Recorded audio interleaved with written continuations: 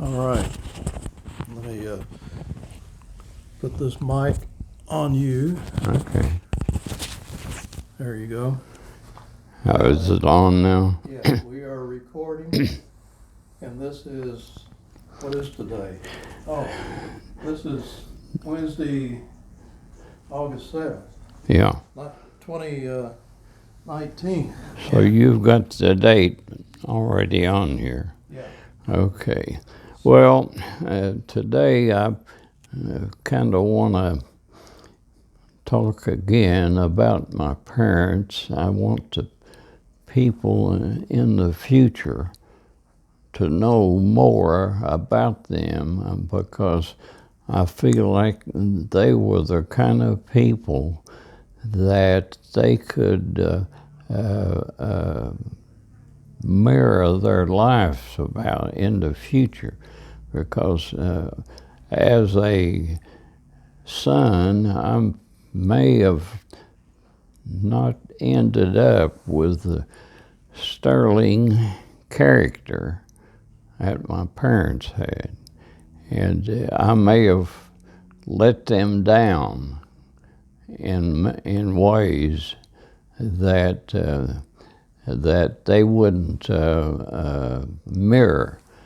But the main thing is that my parents were intelligent people in experience. They were well educated and honest, and let me say this, they were Republicans from the Civil War. And so I also have been a Republican all my life, but today I believe there's been a change in the Republican Party, just as there's been a change in the Democrat Party. And I wonder if my parents and my wife's parents, the Hiltons, what would be their philosophy today as they see the change in both parties. Now, I have seen in my recent life the Republican Party has been taken over by philosophies that I cannot tolerate. So you who are hearing this in the future, I don't know what your philosophy of politics would be, but I'm just saying today I'm unregistered, but if I were registered, I would no doubt register independent.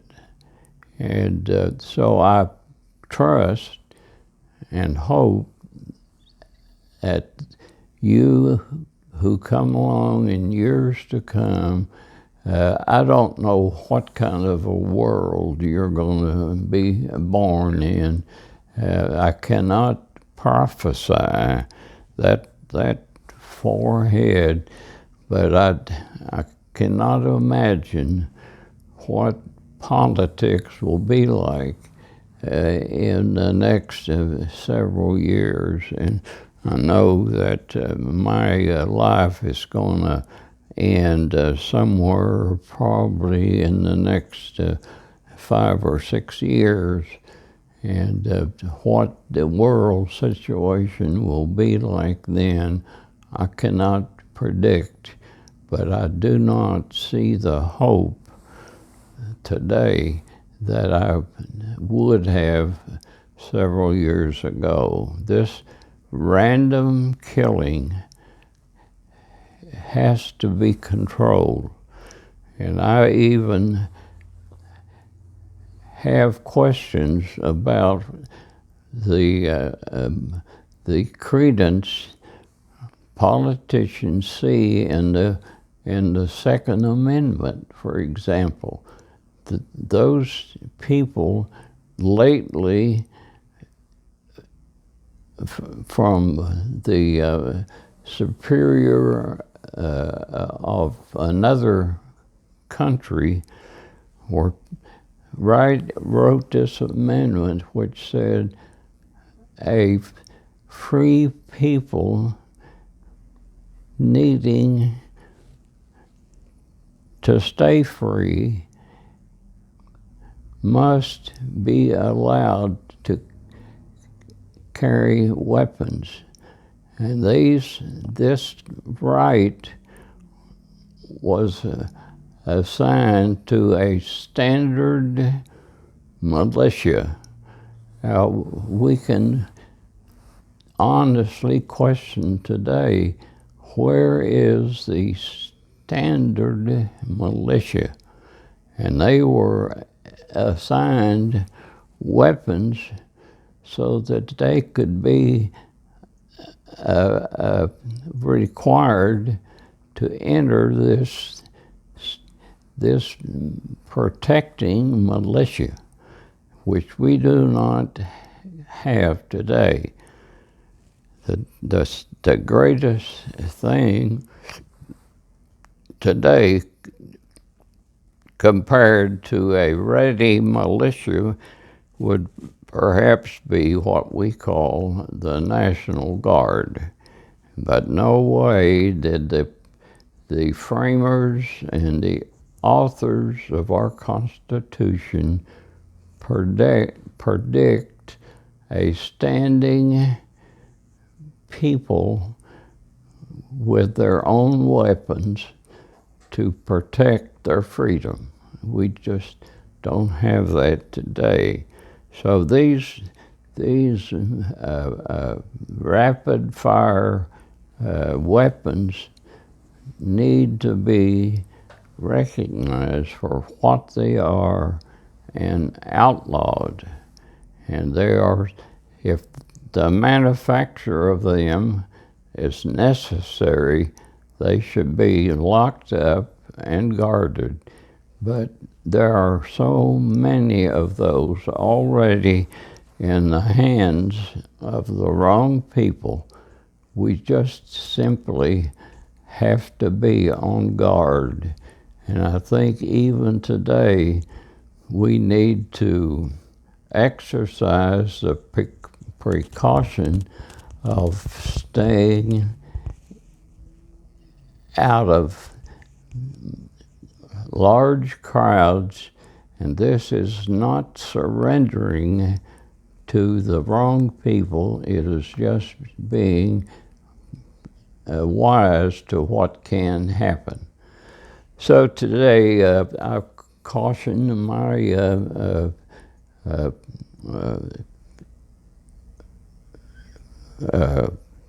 children and grandchildren to avoid large gatherings, because this problem is real, and we have to admit that they have the upper hand and will have, no doubt, for the foreseeable future. And I believe that it should, the victims of these mass killings should be federally convicted and put to death for what they are doing. And so this is probably not going to happen, and we're probably going to see these mass killings continue into the future. But today I want to emphasize the kind of people that were your grandparents or great-great-grandparents, that they would be entirely different politicians or practitioners of politics, and we are seeing examples of today. And of course, I don't know, there are no people with what we believed as Republicans. None are brave enough to step forward and announce that they are available to return to what the Republican Party meant beginning with their birth in the Civil War. So anyway, up to date, I'm living in a place called assisted living, and it's not the it's not the end of life that I predicted. So I'm in all that I can to keep myself mentally alert and physically in shape to live out the few days or few months that I no doubt have to live.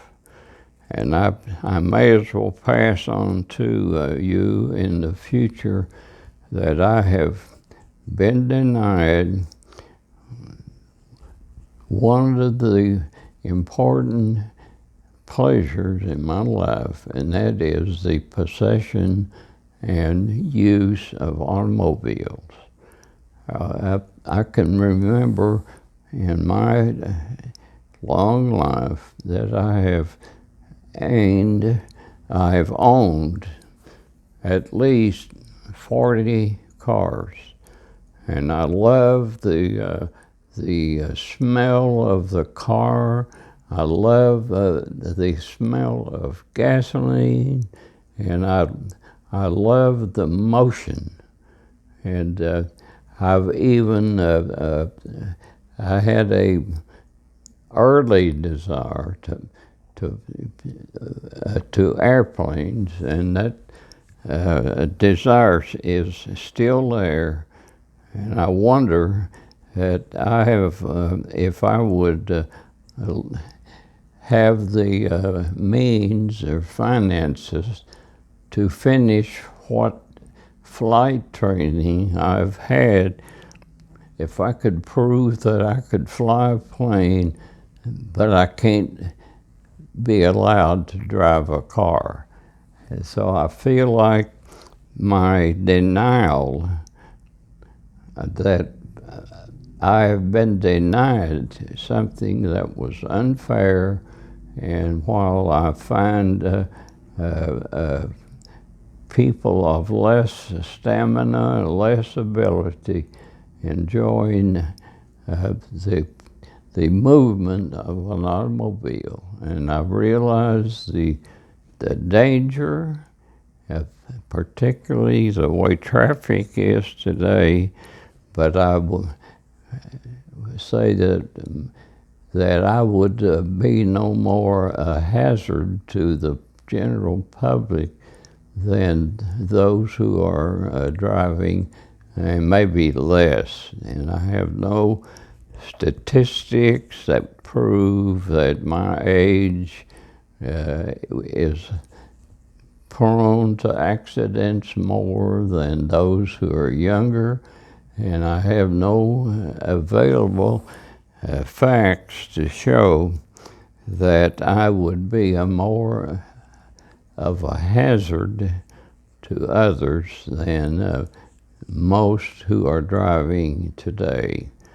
So that one thing I have had to give up after I lost the most precious things of my life, being my wife, Marie, and a dwelling that together we built and paid for, a home that we lived in happily for 50 or 60 years.